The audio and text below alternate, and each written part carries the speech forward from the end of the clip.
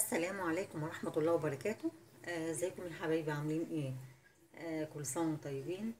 انا النهارده عملت لكم ورق العنب اللي انا يعني سلقته ووريته لكم يعني بيتسلق ازاي. طبعا هو سهل جدا وكل حاجة، بس كل حاجة بتبقى فيها تكات كده بسيطة كده، لازم ايه يعني كلنا نعرفها وكلنا نعلم بعض، وتبقى حاجات برضو يعني بسيطة كده، بس ايه اوقات مثلا ايه يعني ايه بتوه عننا او كده، فادينا بنفكر بعض واهو يعني على قد ما بنقدر الحمد لله، يعني بنفيد بعض برضه الحمد لله. طيب، انا اهو زي ما انتم شايفين كده، انا حشيت ورق العنب. هو سهل جدا، مفيهوش اي حاجه. بتفردي طبعا الورقايه كده وتحطي فيها شويه الرز وتبرميها عادي جدا، يعني سهل خالص كده، عامل زي ورق الكرنب كده ما بتحشيه. اهو البتاع بتاعته اهي من تحت اهي اهي.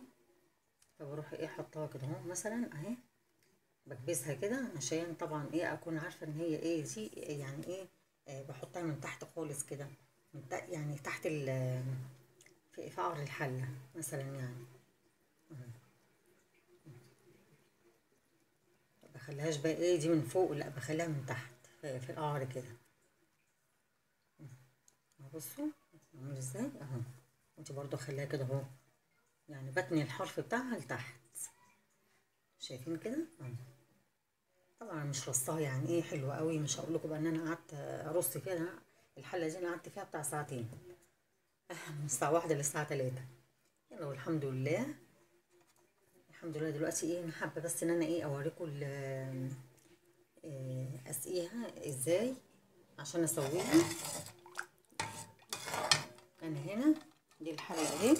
طبعا الحله دي مش وسخه ولا حاجه، الحله دي مكان ما عملت الخلطه، مكان البصل ومكان القوطه وكده. حتى بصوا باينه اهي، هي مش وسخه ولا حاجه، طبعا مكان ما عملت الخلطه. انا هنا ايه خلصت الفراخ بتاعتي. طبعا علقت على الفراخ الاول قبل ما اقعد احشي المحشي، عشان طبعا انا ايه هي دلوقتي استوت وكل حاجه اهي، طفيت عليها عشان معروف طبعا ان انا هحتاج الشوربه عشان اسقي بيها الايه المحشي بعد ما اخلص حشيته يعني كده اهو. بصوا حطيت هنا بقى جزء من الشوربه وحطيت عليه مرقايه مش اكتر، وهي طبعا كده كده مكان الخلطه، فبتديك لون ايه محمر كده بسيط كده. الشوربه بتبقى جميله قوي. انا دلوقتي هبتدي بقى ايه اولع على ورق العنب بتاعي.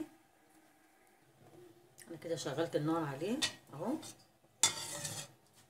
ابتدي بقى ايه بسم الله الرحمن الرحيم اهو كده.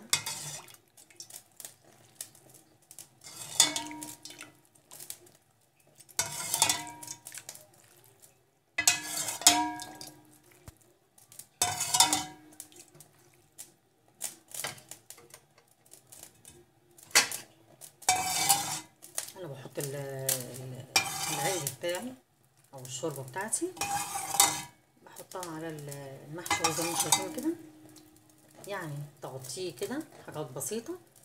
طبعا انا مسويه الورق بتاعي، مسويه قوي يعني تسويه كويسه، مش قوي يعني عشان طبعا ما كانش يتهري مني، واعرف يعني املك الورقيه كده واحشيها. لا بس كده اهو. بصوا يدوبك حلو قوي كده. طب وانا هسيبه كده يعني اغطي الحله واسيبه كده؟ لا طبعا. في بصوا بقى بيجيبوا طبق مثلا ميلامين او ستينلس اللي عندك، تحطيه. طبعا طبق ازاز مثلا لا ما ينفعش تحطيه. طبعا ما عنديش نفس الايه المستوى ده كده بتاع الحله دي كده، ما عنديش طبق نفس الايه الحجم ده كده. اعمل ايه؟ الحله اللي تحت الحله دي على طول في الطقم. انا عندي دي الحله اهي كبيره قوي اهي، عامله فيها الفراخ، ودي عملت فيها نص كيلو ورق العنب اهي اهو، شايفينها؟ طيب الحله اللي تحتها على طول بقى مباشره، المقاس اللي اقل منها يعني، اخد الايه الغطا بتاعها، اخد الغطا بتاعها واعمله كده.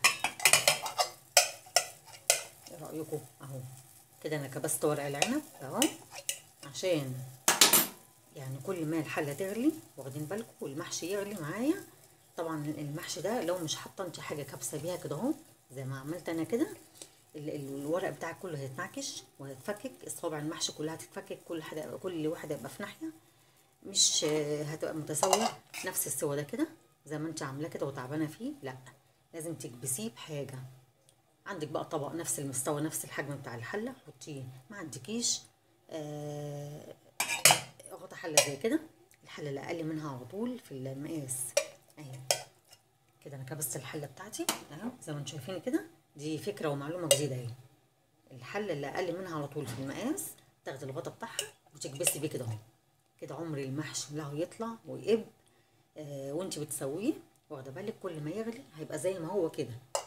تيجي تعري الحله كده، تيجي تعري الحله بتاعتك كده هتلاقي ايه كله زي بعضه كده وكله سوا واحد، مفيش لا حاجه اتحركت من مكانها ولا حاجه اتنعكشت ولا اي حاجه اهو. اهو زي ما انتم شايفينه كده. وبروح ايه مغطيه الحله بالغطا بتاعها اهو بس كده، وبسيبها تستوي. اول ما الاقي الميه يعني خلاص، انا طبعا هبقى حاسه بالميه يعني كانت مثلا ايه خلاص يعني قربت مثلا دخلت في السوا ولا لا. اول ما الاقيها يعني حسيت انها دخل خلاص هتخش في السوا وهتبتدي تشرب المحشي، واروح ايه معريه الحله، معريه الحله كده. لما الاقي المحشي خلاص هيتشرب وشرب الميه اللي فيه، هشيل الغطا الحله ده استغنى عنه واغطي بالايه بالغطا بتاع الحله اللي هي الايه بتاعت المحشي. انما طول ما لسه فيه الميه اهو الشوربه لازم اكبسه كده، لازم يتكبس كده. وتروحي حاطه الايه الغطا بتاعك، واما تلاقيها خلاص هيخش في السوا، شرب الميه وهيخش في السوا يعني عايز يتشرب يعني زي الرز بالظبط كده. توطي العين عليه، توطيها خالص كده عليه اكنك بتسوي رز تمام كده. والغطا اللي هو الصغير اللي جوه اللي انا كابسه بيه ورق العنب هشيله، هستغنى عنه خلاص كده، هيبقى شكرا بس كده. وغطيه بالايه بالغطا اللي هو ده بتاعها على بال ما ايه ما يتشرب بس كده.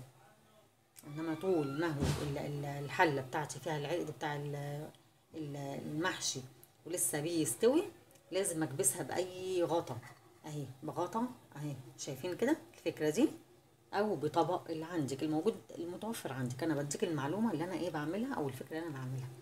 بدور على الحله اللي اقل منها على طول في المقاس، بروح واخده الغطا بتاعها كابسه بيه اهو بس كده. لا تحتاجي تحطي تقلي من فوق زي ما بيحطوا ولا اي حاجه خالص بس كده. يلا هي فكره جديده اهي ومعلومه برضو جديده. يلا يا رب بس ايه تعملوا الافكار اللي انا بقولها لكم دي. والسلام عليكم ورحمه الله وبركاته.